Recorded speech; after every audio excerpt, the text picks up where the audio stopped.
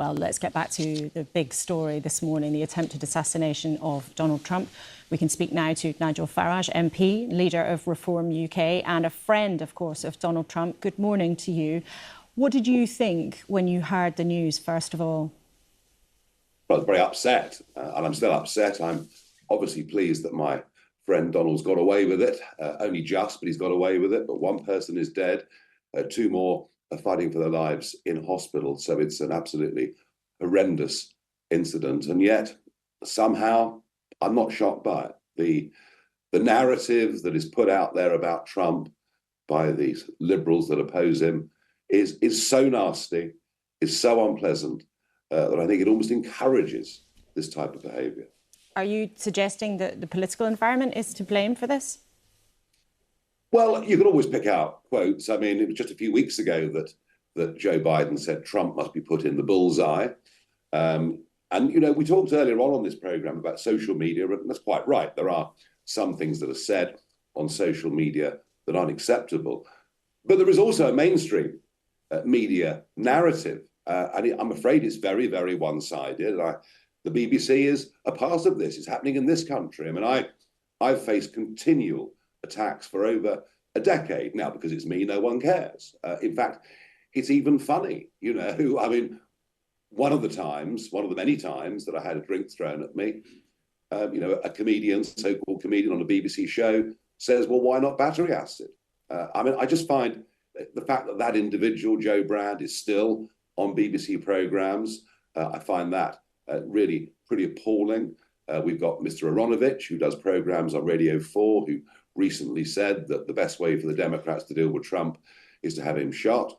Now he says now that was a joke. But so I do think mainstream media, I do think liberal intolerance is increasingly a part of this problem. And yet, Mr. Farage, you're not suggesting surely that this is coming only from one side. If we concentrate on what's happened in America, do the Republicans also not have a responsibility in terms of creating a political environment? Many of Donald Trump's supporters have on many occasions used incredibly direct language here. Oh, that's right. And look, there are extremists on both sides of the political divide. And if they're mere supporters, that's a very difficult thing for political parties, apart from condemning it, to deal with. What I'm saying is there is a narrative that has been built up for many, many years. And I see it myself. I mean, people hate me, not because of what I've said, not because of what I've done, but because of things that are broadcast about me on, you know, radio stations, TV channels, regulated by Ofcom or the BBC itself. And you know, I've lived with this for a very, very long time. I think all MPs from all sides now are increasingly at risk.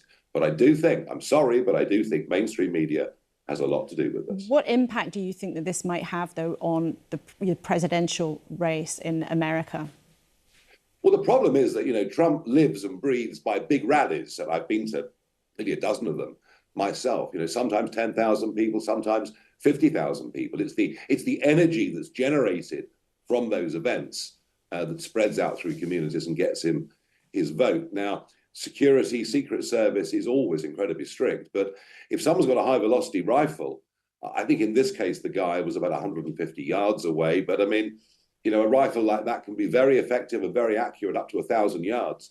So it is difficult to see, you know, does Trump go on doing what he's always done? And I faced this in the general election. The second or third day of the campaign, I got to Barnsley. I was told by the police, do not get off the bus or you'll be hurt. And as it was, some cement was thrown at me and some stones were thrown at the bus. So you know, the problem with this is, how do you go out and campaign? Think of John Major 30 years ago, a soapbox in Market Squares. Couldn't do that today. So we finish up with our political leaders never meeting a voter, never meeting the public. I suspect, knowing Trump as I do, he will carry on regardless. OK, Nigel Farage, thank you very much indeed for joining us this morning.